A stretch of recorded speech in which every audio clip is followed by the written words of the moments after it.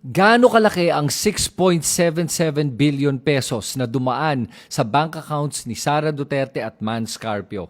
Let's break it down. So unang-una, yung total inflows o kaya yung mga pera na pumasok sa account ni Sara Duterte at Mans Carpio ay umaabot ng 4.4 billion pesos. Tapos yung outflow naman kung saan lumalabas yung pera sa bank accounts ni Sara Duterte at Mans Carpio ay umaabot ng 1.5 billion pesos. Ngayon, ang ibig sabihin nun ay may naiwan na 2.9 billion pesos sa bank accounts ni Sara Duterte at Mans Carpio.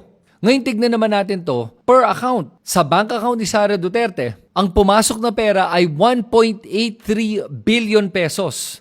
Tapos ang lumabas naman na pera ay umaabot ng 1.2 billion pesos. So ang natira is 630 million pesos. Tapos yung kay Mans Carpio naman, ang pumasok na pera ay umaabot ng 2.59 billion pesos. At ang lumabas na pera sa kanyang bank account ay 343 million pesos lamang. Ang ibig sabihin nun ay may naiwan na approximately 2.25 billion pesos sa bank account ni Mans Carpio.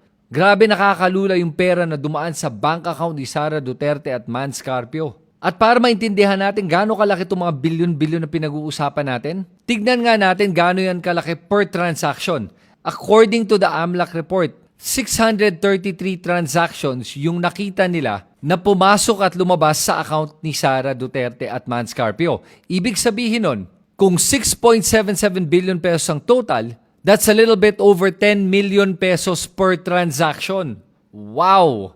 Ngayon, pag tinignan naman natin kung magkano yan taon-taon, gaano kalaki ba to taon-taon on average? Ngayon, ang tinignan dito is from 2006 up to 2025. So, 19 years yan. Kaya pag dinivide mo yung 6.77 billion by 19 years, that's an approximate average of 356 million pesos per year. O kaya just under 1 million pesos a day for 19 years. Grabe ang sakit ng bangs ko.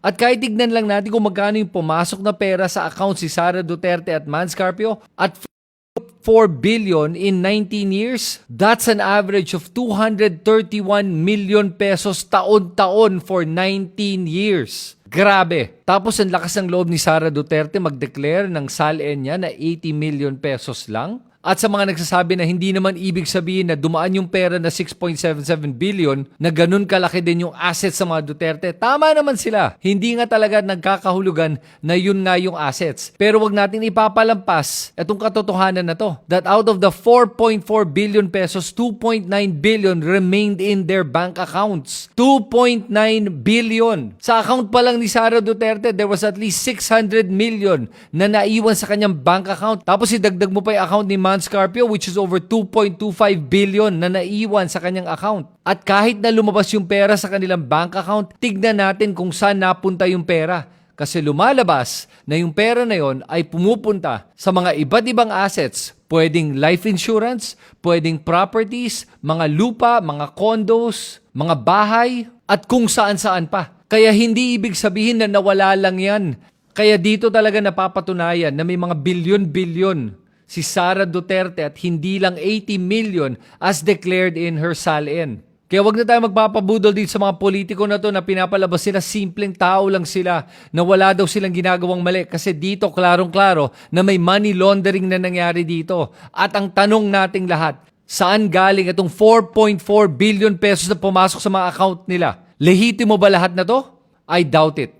At tignan na rin natin kung saan napunta yung 1.5 billion pesos na lumabas sa kanilang mga bank accounts. Kayo, naniniwala pa ba kayo sa mga Duterte? Na simple lang sila? Na hindi sila mayaman? O nagising na ba kayo sa pagsampal ng katotohanan sa mga mukha nating lahat? Isulat nyo lahat ng mga sagot nyo dito sa comment section sa ibaba. At huwag nyo kakalimutan to please subscribe to my Facebook page and consider becoming a paid member. Malaking tulong yan para mas marami pa sa ating mga kababayan na makakita ng mga videos at mga impormasyon na tulad nito. Salamat sa inyo lahat. Ito si Kristan.